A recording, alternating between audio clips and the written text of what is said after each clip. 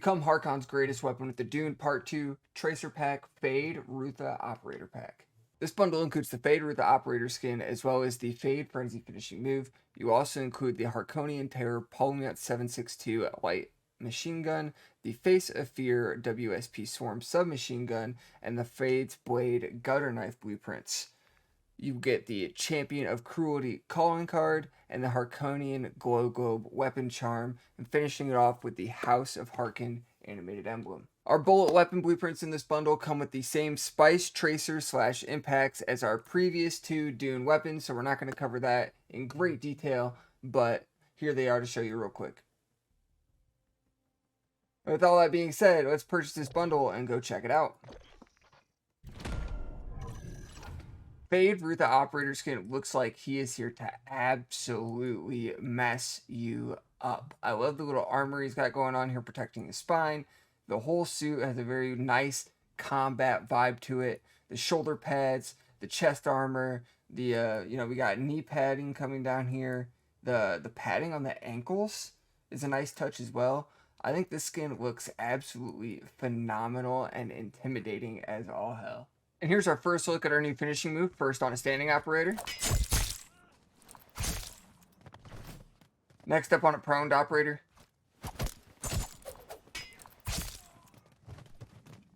And finally on a downed operator. Very quick and to the point. I love this finishing move. Here's a good look at our new LMG blueprint. And, there's nothing too crazy going on here. It's basically black, scuffed up, with the logo on the ammo bag.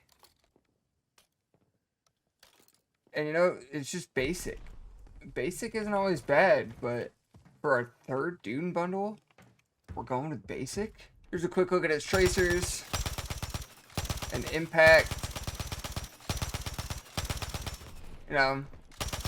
Even makes the same noise as our other two bundles as well.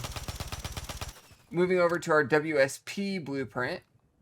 This is a little better. It's got shades of blue in there on the grip. In the various protrusions of the gun. I couldn't think of the word.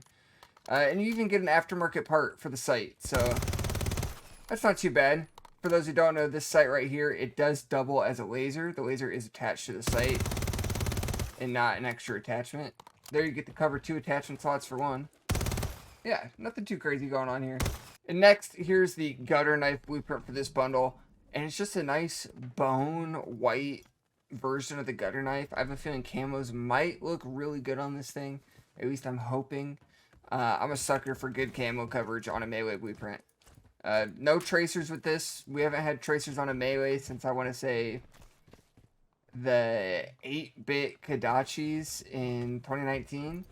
If there was something sooner, let me know in the comments, but that's all I can think of off the top of my head. Alright, checking out the camo coverage on our new Harkon Terror LMG. Actually, this is not too bad at all. I was not sure how it was gonna... Like I said, basic isn't always bad. So that means it's got pretty basic camo coverage here. Nothing going too crazy. Here's the zombie masteries with Golden Enigma, Zircon Scale, Serpentine, and Borealis. Looking over at our gilded, forged, priceless. Interstellar looks gorgeous on this blueprint. I just noticed the way the symbol stands out. Yeah. This looks good. This looks good. Of course, we have to check out our Sands and Spice camo. This made for these guns, basically. If it didn't look good on these guns, it wasn't going to look good on any gun, right? Our other event camos. Ooh, Boeing Blossoms is pretty nice. Just glancing through. The orange actually stays here on Galvanic. That's interesting. Nothing crazy. Soul Eater, pretty good. Or Skull Eater, sorry. And the orange also stays on Winds of Ash. Looking over at some bold colored camos, some solid colored camos.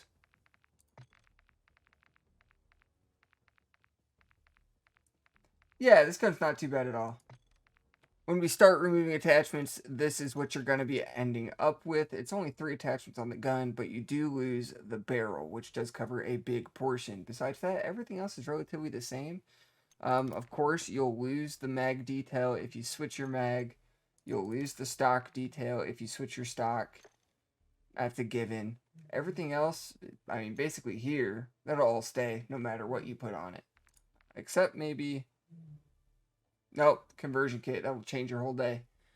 Moving over to our WSP Swarm, checking out the camo coverage on that. Here's its base camos. You know, gilded, forged, priceless, interstellar, looking gorgeous as ever. Zombies. The terracotta actually looks pretty good. Golden Enigma, Zircon Scale, Serpentinite, and Borealis. Looking over the glittery flats, always a good camo category. You know, our bold camos.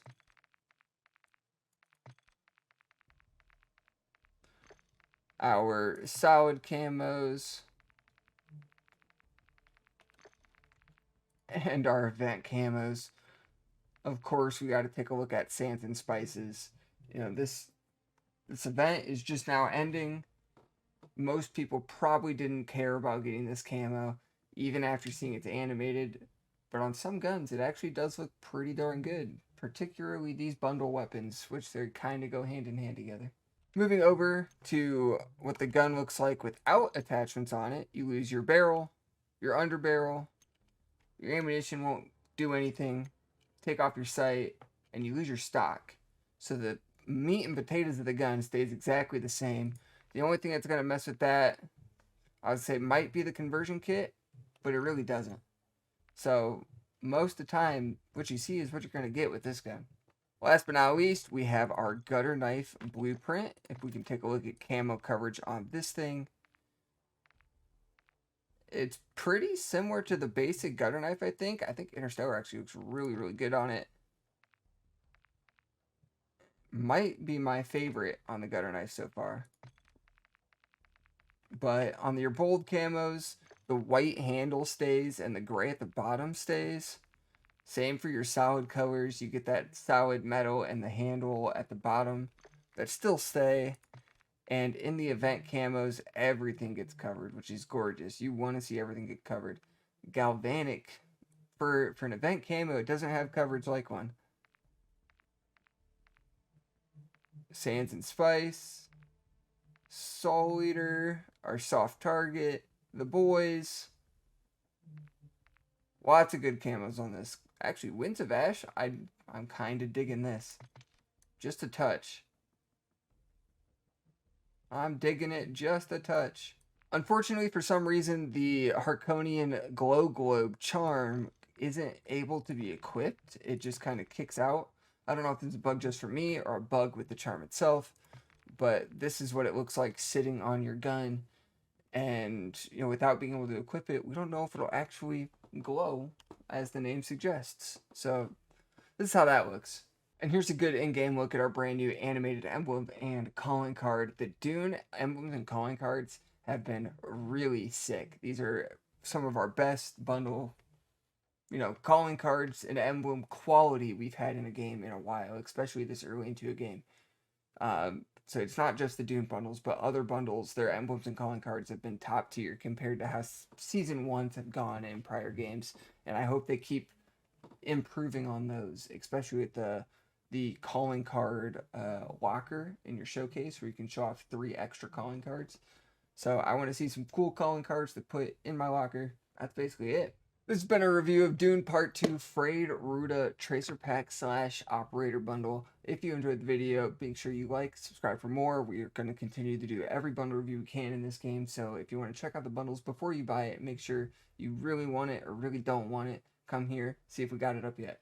Every link you need to keep up with me in Call of Duty is down in the description below, so feel free to check that out. And don't forget to join our official Call of Duty group, Sharpshooters, on screen now. With that all being said, ladies and gentlemen, I will see you next time.